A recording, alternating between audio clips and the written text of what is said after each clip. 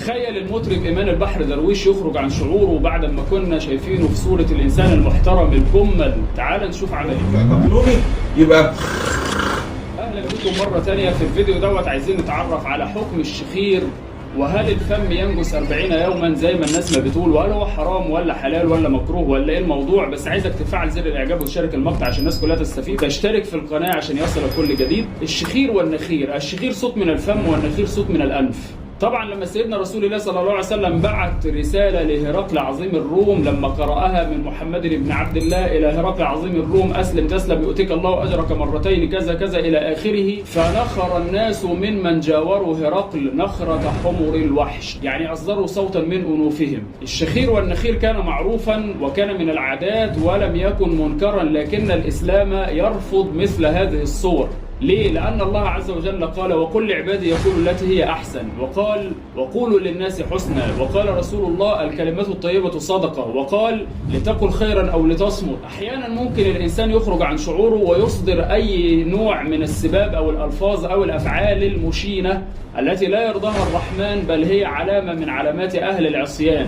والإنسان الكامل اللي بيسعى للكمال ويسعى للرضوان والفوز بالجنان عليه أن يراعي أفعاله، لأن المجتمع اللي بنعيش فيه بيرفض مثل هذه الصور من الأصوات أو الحركات. وعندنا في السنة بعض الألفاظ تلفظ بها رسول الله صلى الله عليه وسلم لما جاله الرجل وقال له: يا رسول الله زنيت فطهرني، فأعرض عنه رسول الله. الرواية طويلة لغاية ما وصل به الأمر صلى الله عليه وسلم أن قال هذه الكلمة التي ظهرت أمامك الآن: ثم قال الرجل: نعم.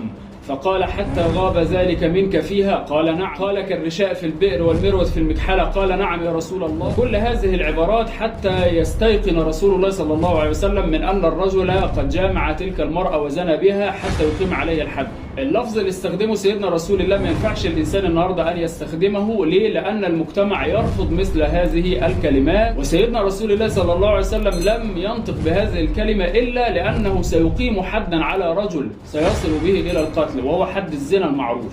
لكن الشخير لا ينجس الفم زي ما الناس ما عارفة. الشخير يكره للإنسان أن يستخدم تلك الأصوات المعروفة، ولكن ليس حراما، لأنه عشان تقول حرام لازم يكون معاك دليل صريح على الحرمة، ومع ذلك ثابت صحيح يدل على الحرمة من حيث الصراحة، وهو في ذاته صحيح، فلا هو ضعيف ولا مرسل ولا غيره من الحاجات المعروفة في علم الحديث وغيره من كلام الأصوليين.